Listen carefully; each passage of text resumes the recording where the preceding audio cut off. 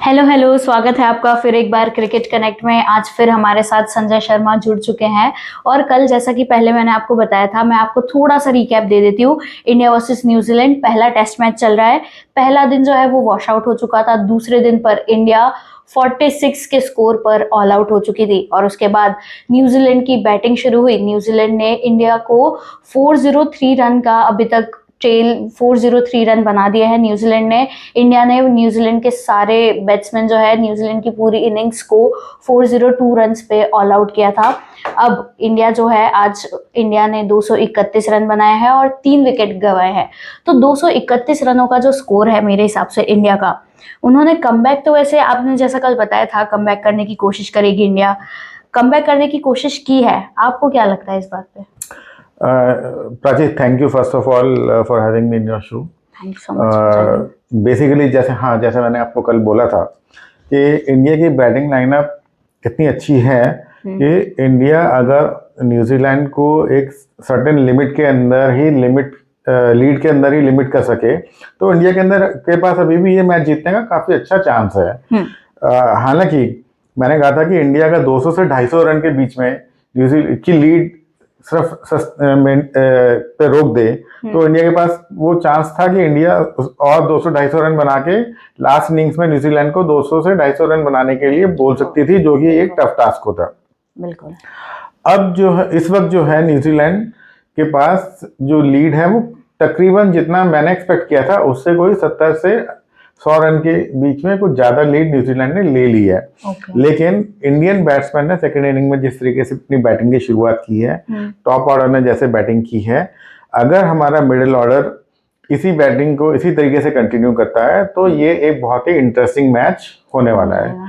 ले देखे जो कल का पहला घंटा होगा मेरे ख्याल से, because in the first hour इस विकेट के ऊपर बॉल काफी सीम करता है और बॉलर्स को काफी ज्यादा इसके ऊपर मदद मिल रही है।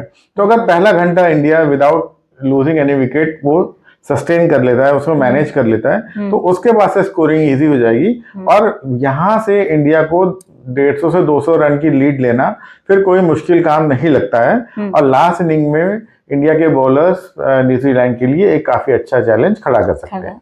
ठीक है, तो मैं आपसे ये जानना चाहती हूँ अब कि how much score do you think India should put on board पे, ताकि फिर न्यूजीलैंड को आसानी से ऑल आउट कर सके या फिर इंडिया के हाथ में आ जाए ये मैच? बस अभी इंडिया जो है वो लगभग 125 रन पीछे है। इंडिया को कम से कम 200 रन का लीड जो है, 150 से 200 रन का लीड होना चाहिए। मैं 200 रन मान के चलता हूँ ऑन द सेफ साइड। तो इंडिया को यहाँ से अभी और 300 प्लस रन बनाने हैं, यानी कि इंडिया का टोटल स्कोर जो है वो 500 प्लस अगर होगा तो वो इंडिया इसमें काफी सेफ होगा और तब ये मैच इंडिया की साइड टिल्ट हो जाएगा और न्यूजीलैंड के लिए काफी मुश्किल होगा। उससे नीचे कुछ भी स्कोर होगा, मान लो इंडिया 100 रन या 150 रन तक ही लीड ले पाता है, जो कि लगभग माना जाए कि इंडिया की इनिंग्स 400 के अंदर अंदर अगर अभी सिमट जाती है 400 सेकेंड इनिंग्स, तो भी इंडिया के पास एक फाइटिंग चांस है। तो अगर 400 तक इंडिया का स्कोर बनता है तो इंडिया के पास एक फाइटिंग चांस है, और अगर इंडिया 500 तक ले जाता है किसी तरीके से उस लीड को, तो इंडिया के पास बहुत ही अच्छा चांस है इस मैच को जीतने का और न्यूजीलैंड को 1-0 से पीछे करने का। क्या हम अभी भी इंडियन बॉलर्स, जो इंडिया की बैटिंग के बाद इंडियन बॉलर्स पे भरोसा कर सकते हैं कि अगर इंडिया ने किसी भी तरह से अगर मैनेजेबल स्कोर रख दिया न्यूजीलैंड के सामने, तो क्या इंडियन बॉलर्स बचा पाएंगे टीम इंडिया को? बिल्कुल बचा पाएंगे, क्योंकि लास्ट इनिंग्स में आर अश्विन, जडेजा, बुमराह, ये सब बॉलर्स जो हैं इनके अगेंस्ट में 200 रन करना कोई बच्चों का खेल नहीं है, वो काफी मुश्किल टास्क होगा। और लास्ट इनिंग का प्रेशर जो है न्यूजीलैंड के ऊपर वो भी काफी ज्यादा होगा। तो मुझे लगता है कि अगर 150 से 200 रन का लीड इंडिया के पास है तो इंडिया जो है इस मैच के अंदर एक ठीक ठाक मजबूत पोजीशन में होगा। लेकिन मुझे कहीं ना कहीं इस बार प्रेशर बॉलर्स, इंडियन बॉलर्स पे भी लग रहा है, क्योंकि जिस हिसाब से न्यूजीलैंड के जो बैट्समैन है, स्पेशली डेवन कॉनवे हो गए या फिर सचिन रविंद्र हो गए जिन्होंने ऑलरेडी सेंचुरी बना दिया है, या फिर टीम साउदी भी हो गए जो लोअर ऑर्डर पे आए थे, उनको भी टीम इंडिया के जो बॉलर्स है वो इतने अच्छे से नहीं कर पाए थे आउट, इतनी आसानी से आउट नहीं कर पाए थे। तो उस पर क्या कहना है आपको? नहीं प्राची, मेरा ऐसा मानना है कि एक तो इंडिया का जो स्कोर था वो सिर्फ 46 था, जिसकी वजह से जो अपोनेंट टीम थी उनके ऊपर कोई भी प्रेशर नहीं था।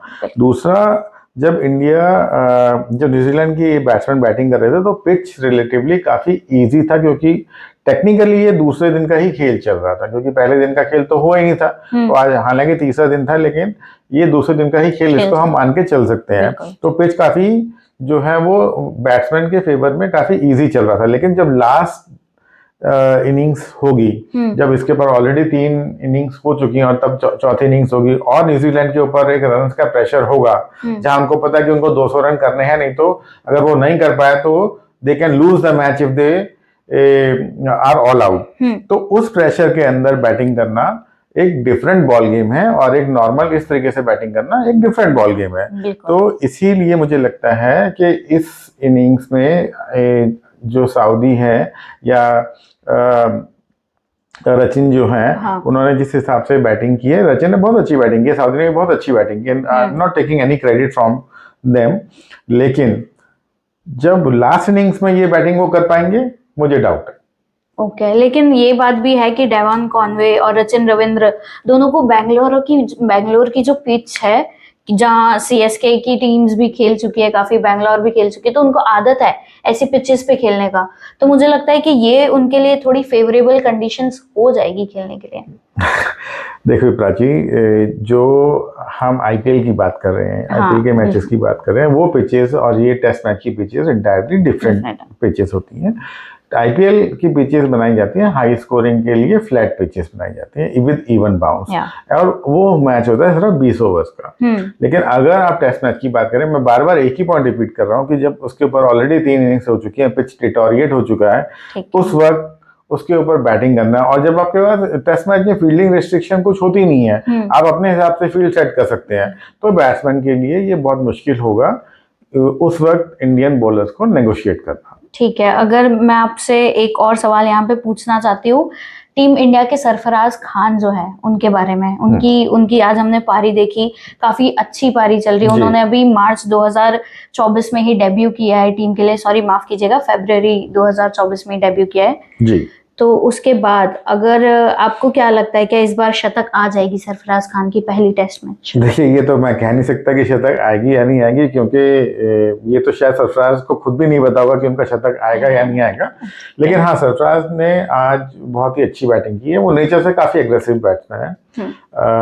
उनका जो पिछली सीरीज उन्होंने खेली थी उसमें उनका जो प्रदर्शन था वो बहुत ही अच्छा प्रदर्शन था।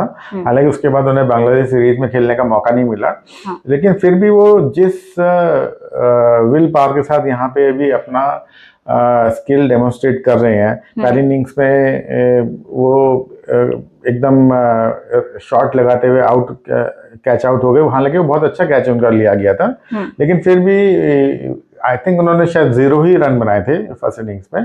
तो इस इनिंग्स में उनके ऊपर प्रेशर और भी ज्यादा था।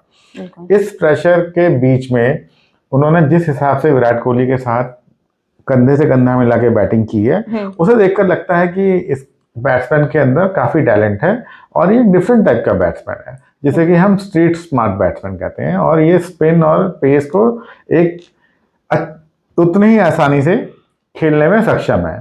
तो अगर इसी तरीके से पहला घंटा अगर उन्होंने नेगोशिएट कर लिया तो फिर उनका शतक आना, मुझे उसमें कोई डाउट नहीं दिखता। लेकिन पूरा कल के मैच का जो सबसे क्रूशियल पॉइंट है वो ये होगा कि पहले घंटे में इंडियन टीम कैसे बैटिंग करती है। बिल्कुल, यहाँ पे मैं एक और मोमेंट लेना चाहूंगी विराट कोहली को अप्रिशिएट करने के लिए, एक्चुअली जिन्होंने टेस्ट क्रिकेट में 9000 प्लस रन बना दिए अब, और ऐसा करने वाले वो सिर्फ इंडिया के चौथे बल्लेबाज बने हैं। इस लिस्ट में सचिन तेंदुलकर, जैसा कि आप जानते हैं, राहुल द्रविड़ है, उसके बाद सुनील गावस्कर है, और अब विराट कोहली आ गए। तो विराट कोहली की जो इनिंग्स थी, मुझे तो लगा था वैसे उनकी सेंचुरी बन जाएगी, लेकिन उनकी जो इनिंग्स थी उस पर क्या कहना है आपको?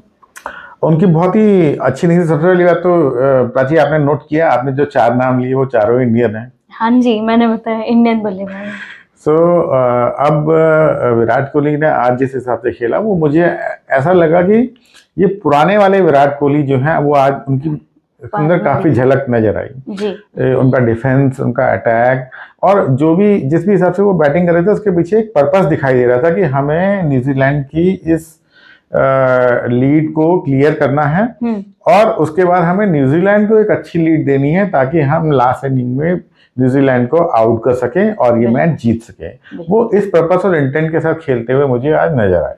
ठीक है, यहाँ पे आज हमने देखा कि यशस्वी जायसवाल और रोहित शर्मा ने ट्राई किया, थोड़ी ठीक पारी खेली, लेकिन क्या वो बेहतर कर सकते थे यशस्वी जायसवाल से? क्योंकि वो यंग प्लेयर है, उनसे उम्मीद करते हैं। जैसे रोहित शर्मा ने तो फिर भी हाफ सेंचुरी लगा दी थी, 50 बना दिया था, लेकिन यशस्वी जायसवाल से थोड़ी उम्मीदें ज्यादा है, तो इस पर आपको क्या कहना? मेरे ख्याल से यशस्वी जायसवाल ने आज काफी अच्छी बैटिंग की है, जो उनकी नेचर के अगेंस्ट। यशस्वी जायसवाल जिस हिसाब से अटैकिंग बैट्समैन है, आज उनकी बैटिंग में एक मुझे ठहराव नजर आया। आज उन्होंने काफी सारे बॉल्स को छोड़ा भी, काफी सारे बॉल्स को डिफेंड भी किया और उन्होंने एक अच्छा डिसेंट स्कोर बनाया 35 रनों का।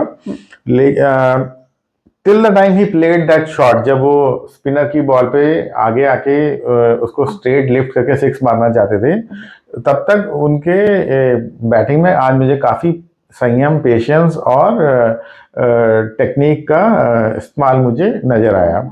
वो जो बॉल था, ऐसे कई बॉल्स के ऊपर यशस्वी जायसवाल नॉर्मली अपने गेम में आगे बढ़ के कई बार 6 मार चुके हैं, तो आज भी उन्होंने वैसा ही एक अटेम्प्ट किया। उनका लक ठीक नहीं था, वो बॉलर उनको रिसीव करने में कामयाब हो गए और वो स्टंप आउट हो गए, लेकिन उनकी ओवरऑल बैटिंग आज मुझे काफी ठीक लगी, अच्छी लगी। इनफैक्ट आज इंडियन टॉप ऑर्डर ने सभी ने अच्छी बैटिंग की। मुझे आपसे पूछना है कि कल हम केएल राहुल से क्या उम्मीद कर सकते हैं? मुझे उम्मीदें कम है पर्सनली, लेकिन आपको क्या उम्मीदें हैं केएल राहुल से?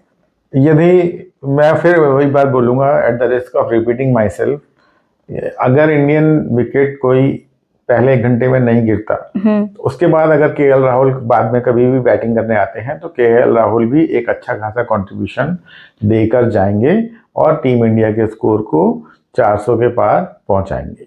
ठीक है, और इसके अलावा जो पंत है या फिर अश्विन आएंगे या जडेजा आएंगे उसके बाद लोअर ऑर्डर में, तो उस पर आपको कुछ कहना है? नहीं, बेसिकली यही है, सबका इंटेंट क्लियर मुझे नजर आ रहा है कि उनको ये match, they are still playing to win the match, they are not playing to defend the match. So Indian team और ड्रेसिंग रूम आज की परफॉर्मेंस के बाद और भी ज्यादा कॉन्फिडेंट होगा कि yes they can win this match, और वो उसी इंटेंट के साथ खेलेंगे। मैं यहाँ पे आपसे थोड़ा ये भी समझना चाहती हूँ कि 4th और 5th डे अब रहेगा, तो पिच कैसे, किसके फेवर में रहेगी ज्यादा? आई थिंक जो है कल भी पिच शायद बैट्समैन के ही फेवर में रहे, उतना ज्यादा डिटोरेट नहीं होगा, लेकिन लास्ट डे में आज तक आते आते पिच जो है वो एक टर्निंग ट्रैक बन सकता है। और स्पेशली जिस हिसाब से इंडिया के स्पिनर्स हैं, कुलदीप, अश्विन और जडेजा, वो न्यूजीलैंड के बैट्समैन को definitely on the last day of the match काफी ज्यादा तकलीफ दे सकते हैं। ठीक है, अब आप फाइनल एक एक्यूरेट तो नहीं बोल पाऊंगी मैं, लेकिन आसपास का स्कोर बताइए कि इंडिया इतना स्कोर कल रख सकती है न्यूजीलैंड के सामने, अगर इंडिया, या फिर डिक्लेयर कर सकती है। अगर इंडिया का पहले घंटे में अगर इंडिया ने 1 या 2 विकेट खो दिए, तो इंडिया का जो लीड होगा वो शायद न्यूजीलैंड को वो 50 से 100 रन के रेंज में ही एक लीड दे पाएगी। लेकिन अगर इंडिया ने पहले घंटे में कोई विकेट नहीं खोया तो इंडिया कम से कम अपना स्कोर 500 के नजदीक लेके जा सकती है। ठीक है, all right, thank you so much आज फिर से ज्वाइन करने के लिए। अब हम कल फिर से मिलेंगे, देखते हैं इंडिया का क्या रहेगा और न्यूजीलैंड कमबैक कर पाएगी या नहीं, क्योंकि अभी तो इंडिया की मुझे ज्यादा बढ़त लग रही है, लेकिन न्यूजीलैंड फिर से टेक ओवर कर पाती है या नहीं, ये देखने के लिए आप क्रिकेट कनेक्ट को लाइक और सब्सक्राइब करना मत भूलिए। Thank you so much. Thank you.